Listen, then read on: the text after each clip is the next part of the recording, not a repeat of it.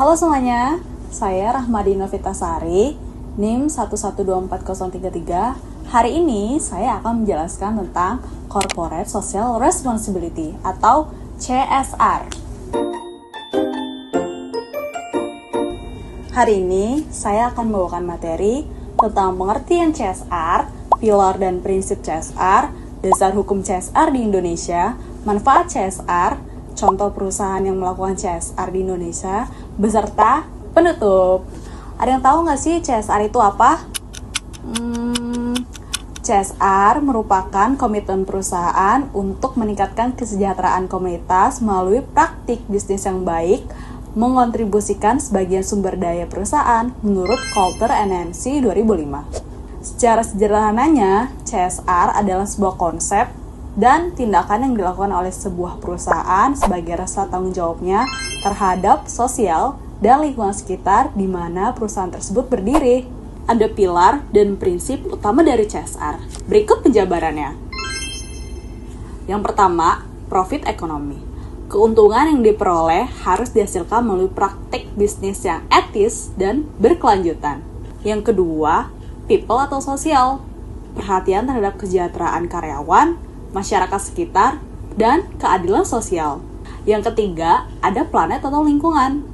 Komitmen terhadap kelestarian lingkungan, efisiensi sumber daya, dan pengurangan polusi. Prinsip ini mengandung akuntabilitas, transparansi, etika, berkelanjutan, dan keterlibatan dari masyarakat. Dasar-dasar hukum CSR di Indonesia.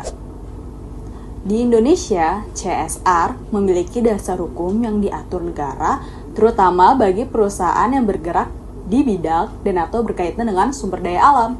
Undang-Undang Nomor 40 Tahun 2007 tentang Perseroan Terbatas atau UU PT Pasal 74. Lalu, ada Undang-Undang Nomor 25 Tahun 2007 tentang Penanaman Modal atau UU PM Pasal 5 dan 16 yang berbunyi mengatur kewajiban penanaman modal seperti menerapkan prinsip tata kelola perusahaan yang baik, melaksanakan tanggung jawab sosial perusahaan, serta menyediakan tenaga kerja dan pelatihan.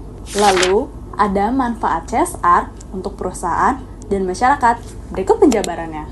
Yang pertama, manfaat CSR untuk perusahaan.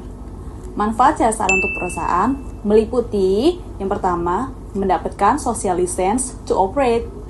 Yang kedua, meningkatkan reputasi dan brand image.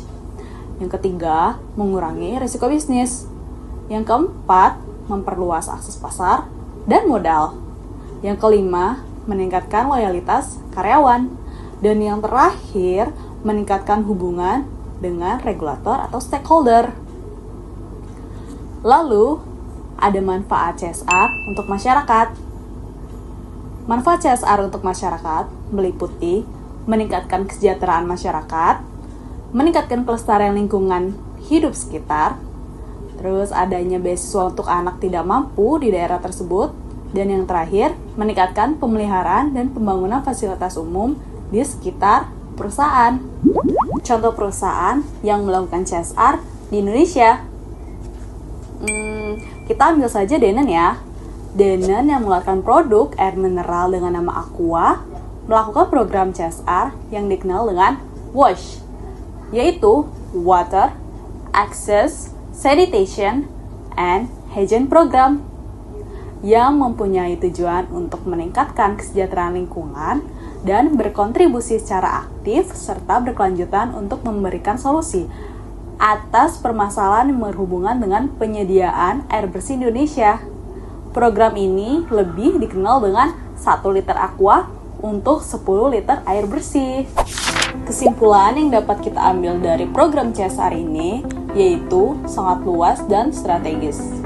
Tidak hanya berfokus pada tanggung jawab moral, tetapi juga sebagai alat penting untuk berkelanjutan dan kesuksesan bisnis dalam jangka panjang. CSR dilakukan sebagai komitmen untuk bertindak sebagai warga korporasi yang baik, yang menyadari bahwa kesejahteraan masyarakat dan kelestarian lingkungan adalah prasyarat, bukan hanya pilihan bagi profitabilitas dan kelangsungan hidup perusahaan di masa depan. Sekian presentasi hari ini. Maka dari itu, kita harus melanjutkan program CSR sebagai tanggung jawab mayoritas untuk keberlangsungan perusahaan karena program ini sangat baik untuk perusahaan dan masyarakat luas. Sekian dari saya, kurang lebihnya mohon maaf. Sampai ketemu lagi, bye-bye.